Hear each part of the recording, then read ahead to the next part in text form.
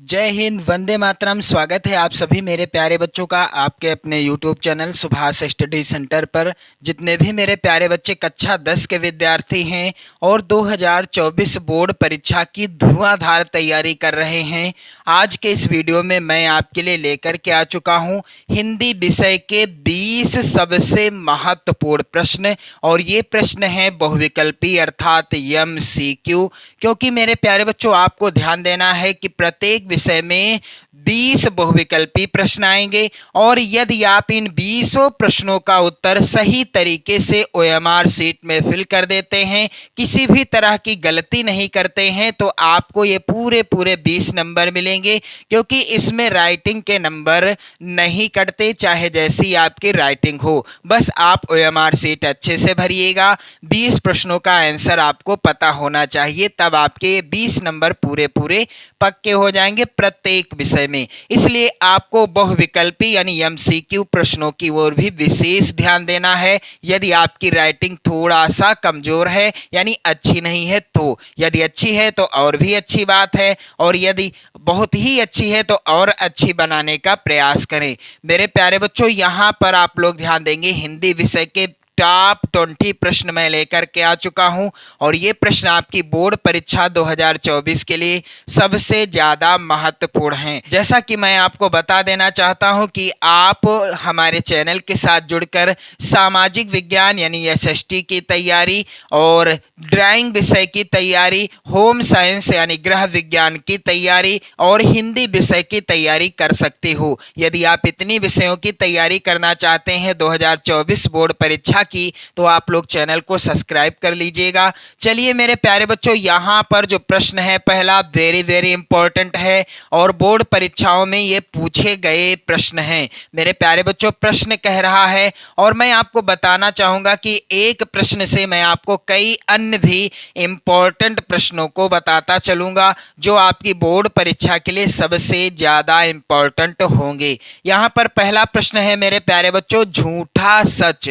यहाँ पर प्रश्न क्या है, झूठा सच किस विधा की रचना है। यहाँ पर विकल्प दिए गए हैं। पहला है विकल्प निबंध, दूसरा कहानी, तीसरा उपन्यास और चौथा है नाटक। तो झूठा सच उपन्यास विधा पर आधारित रचना है। मेरे प्यारे बच्चों, यदि प्रश्न आ जाता है कि झूठा सच के लेखक कौन है, तो मैंने आपको बताया है कि प्रत्येक प्रश्न से और भी जो महत्वपूर्ण प्रश्न बन सकते हैं उन्हें भी मैं आपको इसी वीडियो में बताता चलूंगा। झूठा सच के लेखक हैं यशपाल जी और यह रचना किस विधा पर आधारित रचना है, तो यह उपन्यास विधा पर आधारित रचना है। अगला प्रश्न है मेरे प्यारे बच्चों, हिंदी की प्रथम कहानी है। दिए गए विकल्पों में से हिंदी की प्रथम कहानी कौन सी है।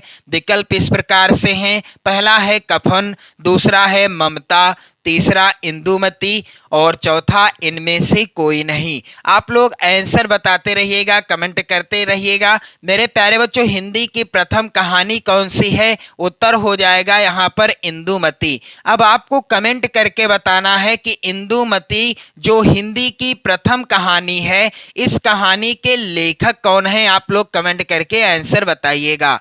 अगला प्रश्न है, निम्न में से सरस्वती पत्रिका जो थी यह किस युग की पत्रिका है। निम्न में से सरस्वती किस युग की पत्रिका है। विकल्प है यहाँ पर आप देख रहे हैं, पहला छायावादी, दूसरा द्विवेदी युग की, तीसरा प्रगतिवादी युग की और चौथा इनमें से कोई नहीं। तो निम्न में से सरस्वती पत्रिका जो है यह द्विवेदी युग की पत्रिका है। और यदि प्रश्न आता है कि सरस्वती पत्रिका का संपादन किसने किया, तो मेरे प्यारे बच्चों, महावीर प्रसाद द्विवेदी जी ने सरस्वती पत्रिका का संपादन किया था। किसने? महावीर प्रसाद द्विवेदी जी ने। अगला प्रश्न है मेरे प्यारे बच्चों, एकांकी सम्राट कहा जाता है। एकांकी सम्राट किसे कहा जाता है। विकल्प इस प्रकार से हैं। पहला है राम कुमार वर्मा को, दूसरा सेठ गोविंद दास को, तीसरा हरिकृष्ण प्रेमी को और चौथा मोहन राकेश को। तो एकांकी सम्राट किसे कहा जाता है? आपको मैंने बताया है एक और वीडियो में कि डॉक्टर राम कुमार वर्मा जी को एकांकी सम्राट कहा जाता है। इनकी प्रसिद्ध एकांकी का नाम है दीपदान। यदि प्रश्न आ जाए आपकी बोर्ड परीक्षा में उपन्यास सम्राट किसे कहा जाता है, तो आप लोग कमेंट करके बताइएगा कि उपन्यास सम्राट किसे कहा जाता है। मैं जानना चाहता हूं इसका उत्तर आप लोग क्या कमेंट करेंगे। तो उपन्यास सम्राट किसे कहा जाता है आपको कमेंट करके बताना है। यहां पर एकांकी सम्राट कहा जाता है डॉक्टर राम कुमार वर्मा जी को या राम कुमार वर्मा जी को, और इनकी प्रसिद्ध एकांकी है दीपदान एकांकी। अगला प्रश्न है मेरे प्यारे बच्चों, नागरी प्रचारणी सभा के संस्थापक थे। यहां पर विकल्प दिए गए हैं। पहला है विकल्प मदन मोहन मालवीय, दूसरा है पुरुषोत्तम दास टंडन, तीसरा है श्याम सुंदर दास, चौथा है रामचंद्र शुक्ल। नागरी प्रचारणी सभा के संस्थापक कौन थे? इस प्रश्न का उत्तर होगा मेरे प्यारे बच्चों, यहाँ पर राइट आंसर क्या हो जाएगा? नागरी प्रचारणी सभा के संस्थापक थे श्याम सुंदर दास जी। कौन थे? श्याम सुंदर दास जी ने नागरी प्रचारणी सभा का जो है क्या किया था? स्थापना की थी। अगला है प्रश्न, आनंद कादम्बिनी के संपादक थे। दिए गए विकल्पों में से कौन थे जिन्होंने आनंद कादम्बिनी पत्रिका का संपादन किया था? विकल्प हैं इस प्रकार से, पहला बालकृष्ण भट्ट जी, दूसरा प्रताप नारायण मिश्र। मेरे प्यारे बच्चों आप लोग वीडियो शेयर कर देना। सबसे जरूरी बात, आप इन प्रश्नों को अपनी नोट्स पर जरूर लिख लेना, क्योंकि लिखने से आधा याद हो जाएगा आपको और आधा आपको समझना है। बाकी कुछ नहीं है, बिल्कुल आसान सा पेपर आएगा और आप हिंदी विषय में बिल्कुल धुआंधार अंक लेकर के आओगे। मेरे प्यारे बच्चों यहाँ पर आनंद कादम्बिनी के संपादक कौन थे? यहाँ पर उत्तर क्या हो जाएगा मेरे प्यारे बच्चों? यहाँ पर राधाचरण गोस्वामी या बद्री नारायण चौधरी प्रेमघन। चारों विकल्प मैंने आपको बता दिए और उत्तर क्या होगा? बद्री नारायण चौधरी प्रेमघन जी ने आनंद कादम्बिनी नामक पत्रिका का संपादन किया था। अगला प्रश्न है मेरे प्यारे बच्चों, कह रहा है हिंदी साहित्य का इतिहास के लेखक हैं। तो विकल्प यहाँ पर हैं, पहला श्याम सुंदर दास, दूसरा रामचंद्र शुक्ल, तीसरा महावीर प्रसाद द्विवेदी और चौथा बालकृष्ण भट्ट। तो हिंदी साहित्य का इतिहास किसने लिखा? यहाँ पर उत्तर क्या हो जाएगा? आचार्य रामचंद्र शुक्ल जी ने हिंदी साहित्य का इतिहास लिखा। हालांकि अन्य कई लेखकों ने भी लिखा है हिंदी साहित्य का इतिहास, लेकिन दिए गए विकल्पों में से राइट आंसर क्या होगा? आचार्य रामचंद्र शुक्ल जी ने। अगला प्रश्न है मेरे प्यारे बच्चों, निम्न में से सत्य कथन की पहचान कीजिए। यहाँ पर 4 कथन दिए गए हैं, आपको पहचानना है कि कौन सा कथन सत्य है। क्या भूलूं क्या याद करूं उपन्यास विधा की रचना है, यह कथन क्या है? असत्य है यानी गलत है। मेरे प्यारे बच्चों, क्या भूलूं क्या याद करूं उपन्यास विधा की रचना नहीं है। यह किस विधा पर आधारित रचना है? तो यह रचना है आत्मकथा विधा पर आधारित। यदि प्रश्न आ जाए आत्मकथा विधा पर आधारित रचना क्या भूलूं क्या याद करूं के लेखक कौन हैं, तो मैं आपको बताना चाहूंगा कि हरिवंश राय बच्चन जी के द्वारा लिखा गया है यह जो रचना है आत्मकथा विधा पर आधारित, क्या भूलूं क्या याद करूं। अगला है यहाँ पर कथन, ध्रुव स्वामिनी नाटक के लेखक राम कुमार वर्मा जी हैं। तो ध्रुव स्वामिनी नाटक के लेखक कौन हैं? जय शंकर प्रसाद जी हैं। यहाँ पर ये कथन भी क्या है?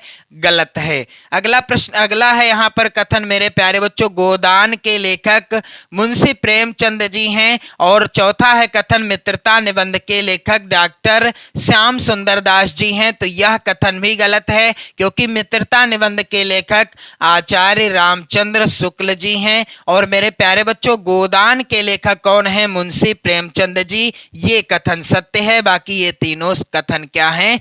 असत्य हैं। अगला है प्रश्न, वेरी वेरी इंपॉर्टेंट है। यहाँ पर उदाहरण दिया गया है, शोक दिकल सब रो वही रानी, रूप राशि बल तेज बखानी, में प्रयुक्त रस कौन सा है? तो यहाँ पर मैं आपको बताना चाहूंगा विकल्प इस प्रकार से हैं। पहला है श्रृंगार रस, दूसरा है करुण रस, तीसरा है शांत रस और चौथा है धीर रस। तो शोक विकल सब रोवहि रानी, रूप राशि बल तेज बखानी। करुण रस का स्थायी भाव क्या है? करुण रस का स्थायी भाव है शोक। और मेरे प्यारे बच्चों, यहाँ पर दिए गए उदाहरण में शुरुआत के शब्द में ही क्या लिखा है, यानी शुरुआत का जो शब्द है क्या लिखा है? शोक। तो आप ट्रिक से भी पकड़ सकते हैं, करुण रस का स्थायी भाव शोक है और यहाँ पर उदाहरण में भी शुरुआत में शोक ही लिखा है। अगला प्रश्न है साहित्यावलोकन किसकी रचना है? वेरी इंपॉर्टेंट प्रश्न है आपकी बोर्ड परीक्षा 2024 के लिए।